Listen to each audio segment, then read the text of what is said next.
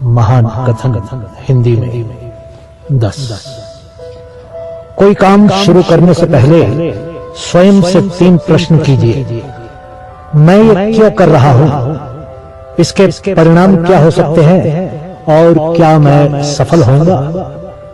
और जब गहराई से सोचने पर इन प्रश्नों के संतोषजनक उत्तर मिल जाएं, तभी आगे बढ़ें। व्यक्ति अकेले पैदा होता है और अकेले मर जाता है, और वो अपने अच्छे और बुरे कर्मों का फल खुद ही भुगतता है, और वह अकेले ही नरक या स्वर्ग जाता है। भगवान मूर्तियों में नहीं है, आपकी अनुभूति आपका ईश्वर है, आत्मा आपका मंदिर है। अगर सांप जहरीला ना भी हो तो उसे खुद को जहरीला दिखाना चाहिए। इस बात को व्यक्त मत होने दीजिए कि आपने क्या करने के लिए सोचा है। बुद्धिमानी से इसे रहस्य बनाए रखिए और इस काम को करने के लिए दृढ़ रहिए। शिक्षा सबसे अच्छी मित्र है। एक शिक्षित व्यक्ति हर जगह सम्मान पाता है। शिक्षा सौंदर्य और यौवन को परास्त कर देती है। जैसे ही भय आपके करीब आए, उस पर आक्रमण कर उसे नष्ट कर दीजिए। किसी मूर्ख व्यक्ति के लिए किताबें उतनी ही उपयोगी हैं जितना कि एक अंधे व्यक्ति के लिए आईना। जब तक आपका शरीर स्वस्थ और नियंत्रण में है और मृत्यु दूर है, अपनी आत्मा को बचाने की कोशिश कीजिए।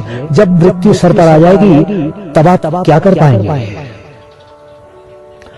कोई व्यक्ति अपने कार्यों से महान होता है, जन्म से नहीं। सर्प, नृप, शेर, डंक मारने वाले ततैया, छोटे बच्चे, दूसरों के कुत्तों और एक मूर्ख, इन 7 को नींद से नहीं उठाना चाहिए। जिस प्रकार एक सूखे पेड़ को अगर आग लगा दी जाए तो वह पूरा जंगल जला देता है, उसी प्रकार एक पापी पुत्र पूरे परिवार को बर्बाद कर देता है।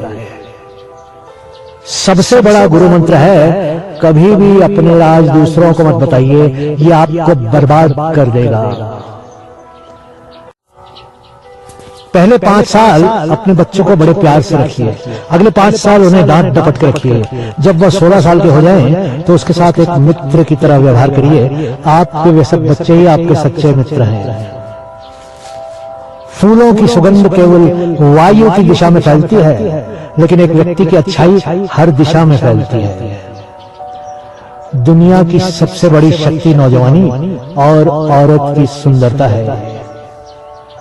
हमें भूत के बारे में पछतावा नहीं करना चाहिए, न कि भविष्य के बारे में चिंतित होना चाहिए। विवेकवान व्यक्ति हमेशा वर्तमान में जीते हैं। हर मित्रता के पीछे कोई ना कोई स्वार्थ होता है। ऐसी कोई मित्रता नहीं जिसमें स्वार्थ ना हो। यह कड़वा सच है। वेश्याएं निर्धनों के साथ नहीं रहती, नागरिक दुर्बलों की संगति में नहीं रहते, और पक्षी उस पेड़ पर घोंसला नहीं बनाते जिसमें फल ना हो। सांप के फन, मक्खी के मुख में और बिच्छू के डंक में जहर होता है, पर दुष्ट व्यक्ति तो इससे भरा होता है। वह जो अपने परिवार से अत्यधिक जुड़ा हुआ है, उसे भय और चिंता का सामना करना पड़ता है, क्योंकि सभी दुखों की जड़ लगाव है। इसलिए खुश रहने के लिए लगाव छोड़ देना चाहिए। वह जो हमारे चिंतन में रहता है वह करीब है, भले ही वास्तविकता में वह बहुत दूर ही क्यों ना हो, लेकिन जो हमारे हृदय में नहीं है वो करीब होते हुए भी बहुत दूर होता है। अपमानित होकर जीने से अच्छा मरना है। मृत्यु तो बस एक क्षण का दुख देती है, लेकिन अपमान हर दिन जीवन में दुख लाता है। कभी भी उससे मित्रता मत कीजिए जो आपसे कम या ज्यादा प्रतिष्ठा के हों। ऐसी मित्रता कभी आपको खुशी नहीं देगी। जब आप किसी काम की शुरुआत करें तो असफलता से मत डरें और उस काम को न छोड़ें। जो लोग ईमानदारी से काम करते रहते हैं वो सबसे प्रसन्न होते हैं। सेवक को तब परखें जब वह काम न कर रहा हो, रिश्तेदार को किसी कठिनाई में परखें, मित्र को संकट में और पत्नी को घोर विपत्ति में।